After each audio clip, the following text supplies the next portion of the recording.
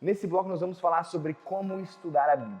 Se você me perguntar se existe um jeito certo de ler a Bíblia, talvez eu vou até te responder que sim, e eu vou te explicar o porquê.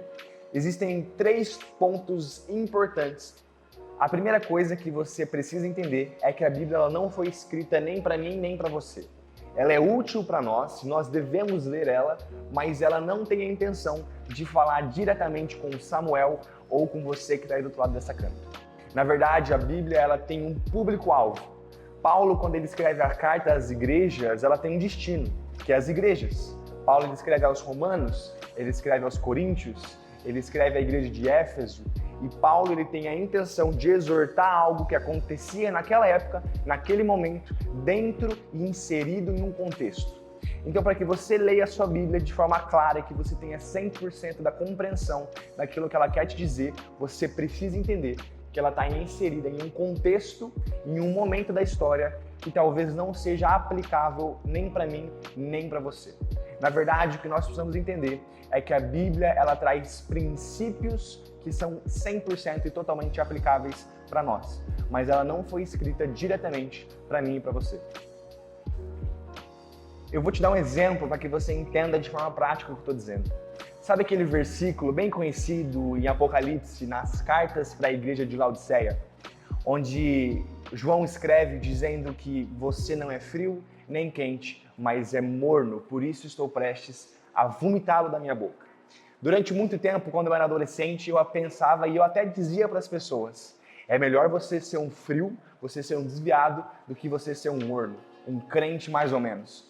Até que eu comecei a entender que existia uma cultura e um contexto histórico por trás dessa fala. Na verdade, a igreja de Laodiceia era localizada em uma região de encontro de 2 águas, que vinham de 2 diferentes cidades, e quando elas se encontravam na cidade de Laodiceia, águas quentes e águas frias, elas se tornavam mornas. Então esse texto ele precisa ser entendido como não somente como princípios, mas ela está usando contextos daquela época que as pessoas daquela cidade entenderiam para falar com elas. E se eu e você não estudarmos e buscarmos entender o que isso está por trás, o que essas letras estão querendo trazer para nós, nós não vamos entender o texto em sua completude. O segundo ponto importante para você entender como você deve ler a sua Bíblia é você entender que a Bíblia ela é a verdade absoluta. Nós vivemos em uma sociedade onde tudo é relativizado. Eu tenho a minha verdade, você tem a sua verdade, eu penso assim, você pensa de outro jeito e nós todos estamos certos. Ou até mesmo você já possa ter ouvido essa frase que não existe uma verdade absoluta, sendo que essa própria afirmação é uma verdade absoluta. Mas o que eu quero dizer para você é que a palavra de Deus, para nós cristãos, ela é a verdade absoluta. Tudo que está contido nesse livro deve ser tomado como medida e régua para nossas vidas. Não existe relativismo quando se trata sobre a palavra de Deus. Não existe minha verdade ou sua verdade quando se trata da Bíblia.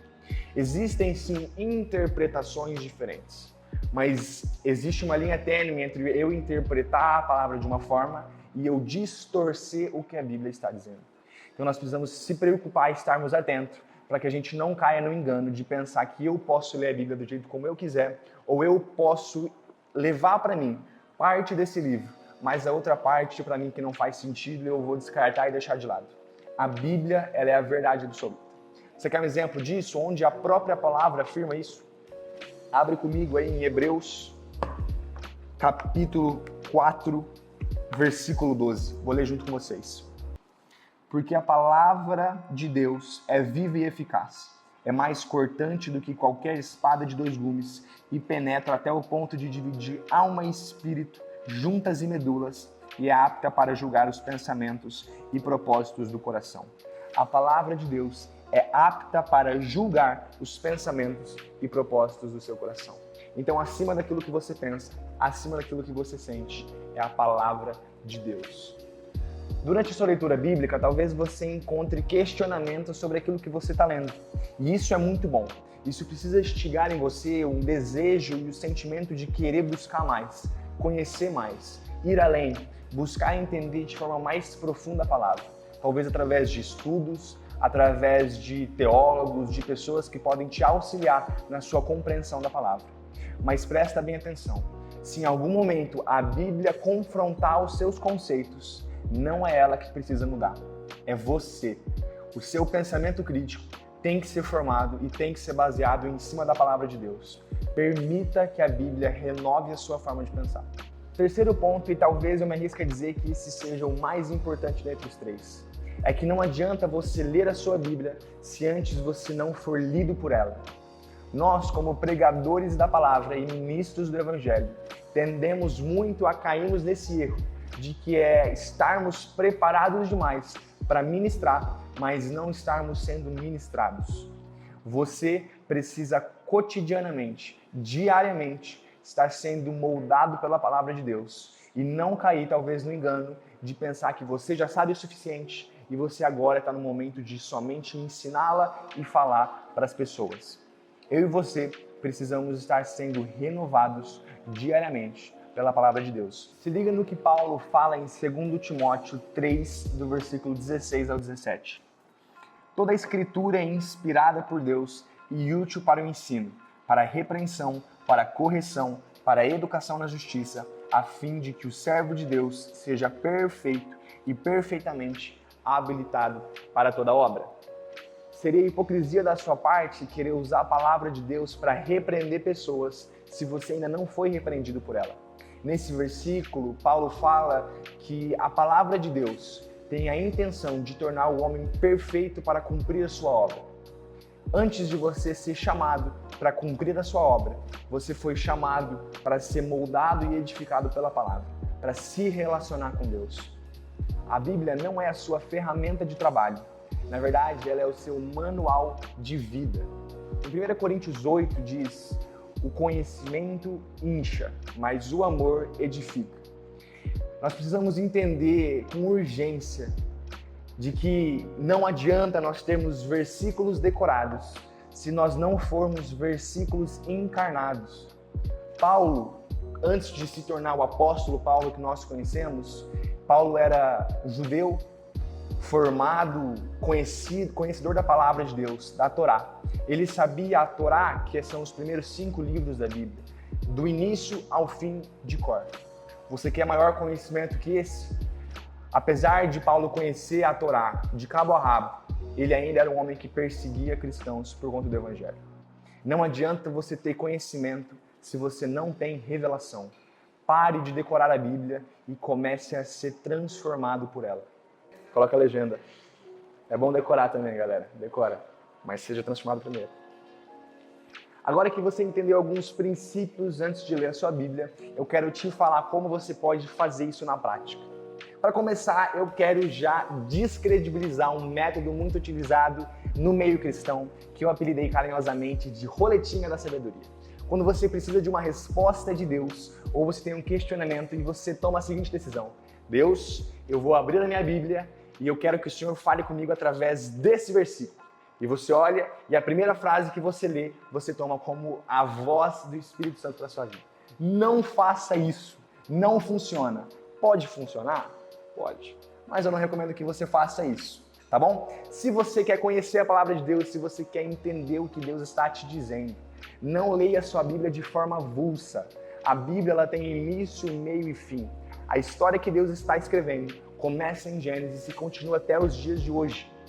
Tudo existe um plano, tudo existe ordem. Então, se você quer entender o que Deus deixou para nós, não leia de qualquer forma. Comece um livro e não termine ele no meio. Termine de ler as histórias que Deus deixou para nós. Comece a estudar sobre um personagem da Bíblia e termine. Não deixe pela metade, depois vai ler outro versículo. Não comece pelo velho, depois vá para o novo. Leia a sua Bíblia de forma completa, entendendo que cada livro quer te ensinar e os princípios que Deus quer te trazer através da sua leitura. Segunda forma prática que pode te ajudar a ler a sua Bíblia é entender que ela não é um manual direto para a sua vida. Na verdade, ela é a revelação de escrita de Deus. Se você busca uma direção para a sua vida, entenda que a Bíblia não vai te dizer se você deve ir para a faculdade ou não, se você deve aceitar a sua vaga de emprego ou não. Na verdade, ela vai te dizer quem Deus é. E através do conhecer a Deus, você vai ter clareza nas decisões que você vai tomar na sua vida. A palavra também vai te dizer quem você é. E através de entender quem você é, isso vai te trazer clareza em como tomar as decisões que você precisa na sua vida. Não entre em crise pensando de que você não consegue entender o que Deus está te dizendo na palavra. Mas quando você lê uma história, faça uma reflexão interna. Deus, quais erros a palavra tem apontado na minha vida? O que essa história tem dito sobre a forma como eu tenho agido? O que o Senhor quer me ensinar através das decisões de tal personagem? O que o Senhor quer me dizer através das palavras de Jesus no Sermão do Monte?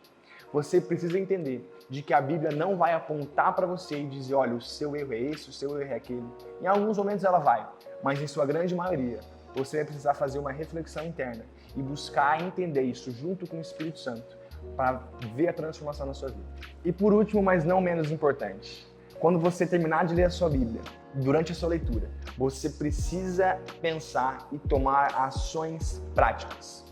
Se a gente ficar só na teoria, nós vamos nos tornar obesos espiritualmente.